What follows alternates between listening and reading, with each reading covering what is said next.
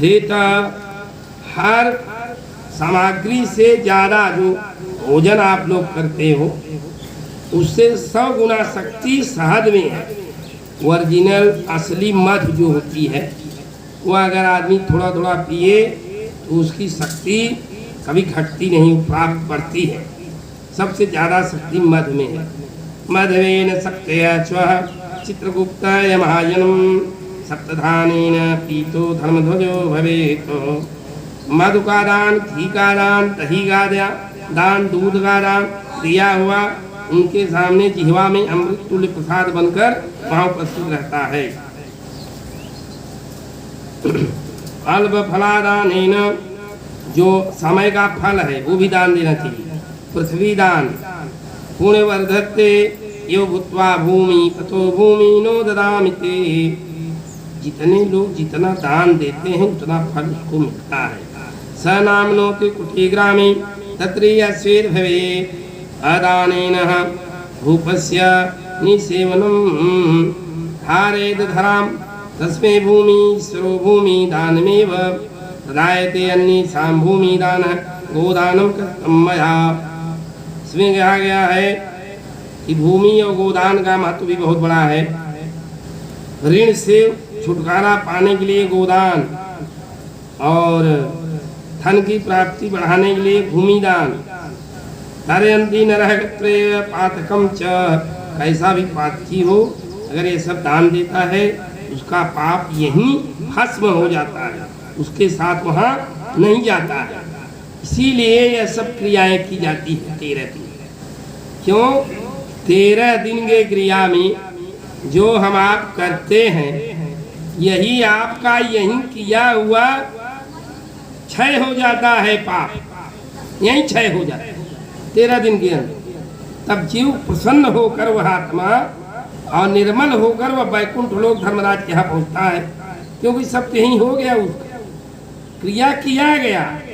जैसे अग्नि जाड़े के सीजन में अग्नि जला दो तो जितने राही आएंगे तापेंगे, क्योंकि अगर आज जला दो अग्नि तो कोई तापेगा।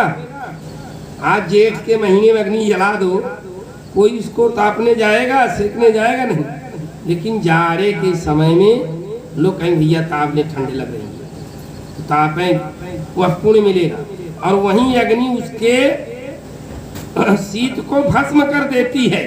वहीं क्षण होता भैया आप एकदम ताप पिटो, अब आगे बढ़ा। उसी प्रकार से, ठीक उसी प्रकार से यहाँ पर भी मानव के लिए भगवान बहुत सुविधा बनाए। सकल पदार्थ है जगमाही कर्महीन नर पावत नहीं, बहुत सुविधा बनाए हैं। यह सब क्रिया जिनके ना हो तो उसका पाप उसके साथ जाएगा। कि भूमिका हुई नहीं 13 दिन। यही 13 दिन का बहुत बड़ा अंधकार है, याद रखिए। यही लास्ट समय में 13 दिन का अंधकार है। और जब बच्चा पैदा होता है माँ के गर्भ में तो आप लोग क्या मनाते हैं? बरही। 12 दिन का वो नरक होता है और 13 दिन का यह उद्धार है। तो 12वें दिन सब लोग सोहर लाचारी गाकर बच्चे को सूप में सुलाकर और खिलाना शुरू कर देंगे। निकल गया, उससे छुटकारा हो गया। 12 दिन डांट और 13 दिन अभी सातवां के लिए इस समय में जब आप सब करके वृक्षोत्सर्ग कर ये सब क्रिया कर्म करके महापात्र की विदाई कर देते हैं। जैसे आज 10वें दिन आप लोगों का मुंडन संस्कार हुआ, एक दिन एक संस्कार लिखा गया। कल एकादशा है, ग्रह में एकादशा हो जाएगा। एकादशा में महापात्र के सारे कर्म हैं, उपरेही के कोई कर्म नहीं। एकादशा में महापात्र के सारे कर्म हैं, लेकिन महापात्र नहीं जानता है। उसके जगह बताने के लिए उपरेही आ जाता है, भाई ऐसे करो, यह संकल्प है, ऐसी पिंडा है, इतना ही बात। और सारा क्रिया महापात्र ही करता है। हम गरुड़ पुराण अपने कथा को बांटते हैं सुखलाने में, यहाँ आपके कुर्नी सुखलान है, वहाँ बांटते हैं। वहाँ का महापात्र इतना ज्ञानी है, पढ़ा लिखा है, आचार्य है, व्याकरणाचार्य है और मास्टर भी हैं संस्कृत पाठशाला के कहीं मछली शहर क्षेत्र में। वो आ जाते हैं, हम कथा सुनाते हैं, गरुड़ पुराण सुना के गौर गणेश कराते हैं। और जब वो कराने लगता है प्रेत मंजरी लेकर, प्रेत मंजरी मानो एक पुराण इतनी मोटी प्रेत मंजरी होती है, और पूरी प्रेत मंजरी उसको पूर्ण रूप से कंठस्थ है। उम्र उसका 60-65 साल है, अभी रिटायर शायद हुए हैं या नहीं, लेकिन अभी हैं। 20 साल गए थे तो वहाँ करा रहे, कई बार उनको मैंने देखा कराते। वहाँ के लोगों से पूछा, है महाराज ये मास्टर का नहीं बहुत अच्छे करा रहे हैं। वहाँ वो अकेले ही सब करा लेते हैं, पूरा संकल्प पढ़ेंगे, पूरी प्रेत मंजरी पढ़ेंगे, बड़े विधि विधान से करा लेते। अब जिस महापात्र, ये महापात्र की ही क्रिया है, क्योंकि वृक्षोत्सर्ग जो होता है उसमें वही 16 संस्कार को उद्धार करने वाला महापात्र, इसलिए वो एक ही पात्र बनाए गए। बाकी उनसे क्यों कहा कथा सुने, तो महापात्र से कथा सुनी कौन बुलाई, कुछ कराए?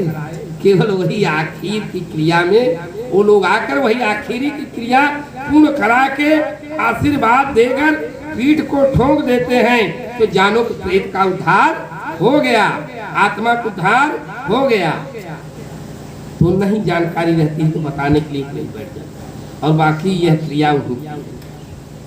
तो इसलिए भगवान कहते हैं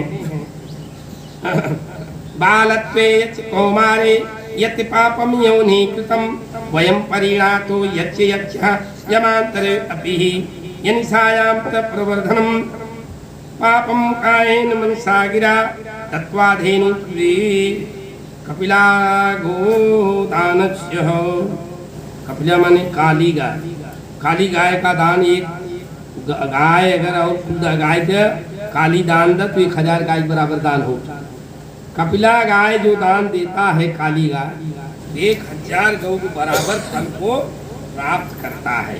इतना बड़ा महत्व है कपिला गाय, काली गाय एकदम काली, कहीं न लाल न उज्जर, एकदम काली। ऐसी गाय कृष्णवर्ण को बोलते हैं, कृष्णवर्ण। जैसे इसमें काला तिल का सेवन हो रहा है, काले तिल से हमारे रोए हुए शरीर में कितने काले तिल डालेंगे उतने रोमे तैयार होंगे। और सफेद फूल इसमें चढ़ता है पिंडदान में। सफेद फूल आप जानते हैं देवताओं में केवल कौन लेते हैं? शिव जी लेते हैं। सफेद फूल के चढ़ता मदार, सफेद ही होते, बेला धतूरा मदार शिव जी लेते। और यह सफेद फूल के उद्धार के लिए पिंडा पर जो दिया जाता है, इसका महत्वाकांक्षी है, उसका भी उद्धार होता है। भगवान कहते हैं एका गौ स्वस्थे चितस्य हातश्चो गो शतम। हाँ, ब्राह्मणे वेद वेदेखु सर्व पापे प्रमुंचते उद्धार अंत काले सा दातरम पाप संचयात। ब्राह्मण के द्वारा जो यह कथा चल रहा है, आप लोग श्रवण कर रहे हैं, गरुड़ पुराण में लिखा गया है एक गौ स्वस्थ चित्तस्य, गौ ऐसा जिंद वृद्धा गौ से नरक जाए। गौ दान दे दे, गौ को डुलाता ही नहीं है, उनका बेचारा समय होता है, वृद्धा गाय दे दे, बड़ी सस्ती बा। अब वो तब नहीं ना बिचारी पार हो पावता, तो कैसे आत्मा के पार करे? ये नाते एका गौ एक कई गाय दे, 1000 गाय जिंद स्वस्थ दे, बढ़िया दे और सुंदर दे। लागत गाय रहे या न लागत रहे, स्वस्थ रहे, कहीं लंगड़ न रहे, टेढ़ मेढ़ न रहे, स्वस्थ गाय बढ़िया गाय। च गो शतम फल, 7 गाय के फल हुए गाय देती। सहस्त्र परिणाम है, कपिला गोदान है। कपिल तो 1000 के बराबर है, काली गाय केवल काली ही है। मृतस्य आत्मा पुनः लक्ष्ये विधिपूतम च शताशतम तीर्थ पात्र समापोतम दानमेकम च लक्ष्याः पात्रे दत्त्वा यतेन लक्षम गुणे भवेतः फलमापनोति पात्रस्य पतिग्रहः स्वाध्यायः समायुक्तम पर पाप का वर्जितः रत्न पूर्णमापि मयि प्रतिगृहां न लिप्ते मतलब रत्न पूर्णामपि मही प्रतिगृहां न लिप्ते। उसके जब यह सब आप करके गरुड़ पुराण श्रवण करने के बाद ही वृक्षोत्सर्ग होता है। याद रखें, ये गरुड़ पुराण होने के बाद महापात्र की विदाई होती है। और भगवान कह रहे हैं जब जिसके घर में ऐसा हो जाए तो रत्न पुणामपि मही, जैसे रत्न से पूर्ण, कोई जल भर के पूर्ण ले आओ पात में, जरा सा जगह न रहे तो छलकता है, और जरा खाली रहे तो छलके न जले, छलकबो करे तो कर उछाल न दिखाए। तो वैसे रत्न पूर्णमयी प्रतिगृहता न लिपते, उसका पाप यहीं उतर जाता है और पुण्य आत्मा पूर्ण रूप से पुण्यवान हो जाता है, और उसके माथ पर लकीर भी नहीं रहती है। वो भगवान संगनाम कीर्तन करता हुआ यमपुरी को, धर्मपुरी को यात्रा करता है, कहीं उसको कोई कष्ट नहीं मिलता है, क्योंकि गरुड़ जी साक्षी हैं, उनके सहायक हैं, वो आत्मा वहां तक ले जाएंगे। बोले गरुड़ भगवान की जय।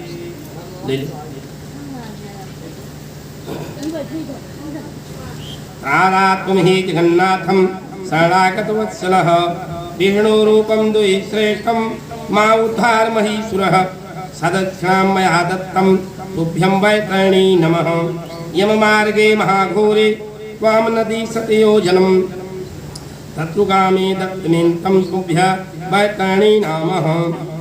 सत योजन का मतलब 7 चौक 28 कोस, एक योजन में 4 कोस हो। वैतरणी नदी जो हो 7 योजन के बाद चौड़ाई और 7 योजन लंबाई, दोनों बराबर बा। तो 28 कोस लंबा 28 चौड़ा में नाना प्रकार के जीवात्मा कल्पते रहते हैं, यही वैतरणी नदी है। धेनु के माँ प्रतीक्षम यम द्वारे महापथे, उत्तरार्थ देव से वैतरण्याम नमस्तुते। गाँव में अग्रतः संतो, गाँव में संतु पृष्ठतः, गाँव में हृदय संदो, गवाम मध्ये वासाम्यहम्। या लक्ष्मी सर्वभूतानां या च देवे प्रतिष्ठिता, धेनु रूपेण सा देवी मम पापाप्यो हतुः। इति मंत्रस्य संप्रार्थे स अंजलि धेनुकायं सर्वप्रदक्षिणे कृत्वं ब्राह्मणाय निवेदितः। जब वैतरणी नदी पार करेंगे कल, तो वैतरणी नदी जब पार होते हैं तो दक्षिण दिशा में गाय नहीं जागती, तो दक्षिण दिशा से गाय से तिरछा यानी नैऋत्य कोण से वैकुंठ लोक ईशान कोण पे है, जरा सा गाय तिरछा होगी पूंछ पकड़ लो। और कितने लोग हैं जब ज्ञान नहीं है पुछिया पकड़ के डांके, सही बतावा। आत्मा के लिए दिया गाय की तो हम के लिए दिया गाय का कथा बता, आत्मा के लिए दिया गया है, वो आत्मा उस पर बैठ कर जा रही है।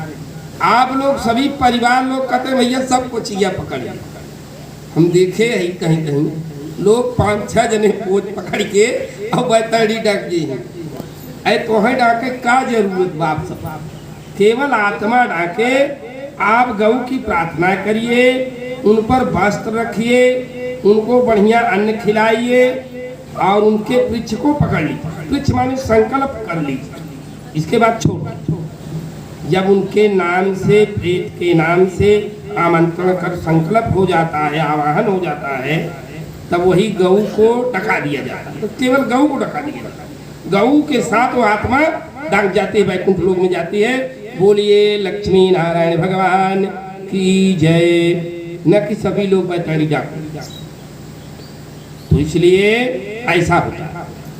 संकल्प करके पैर छूकर प्रणाम कर चंदन लगाकर गौ को खिला के छोड़, वो डाक गई और वह आत्मा उस पर डाक गई और वह उत्तर दिशा की तरफ मुड़ है, दिशा डका।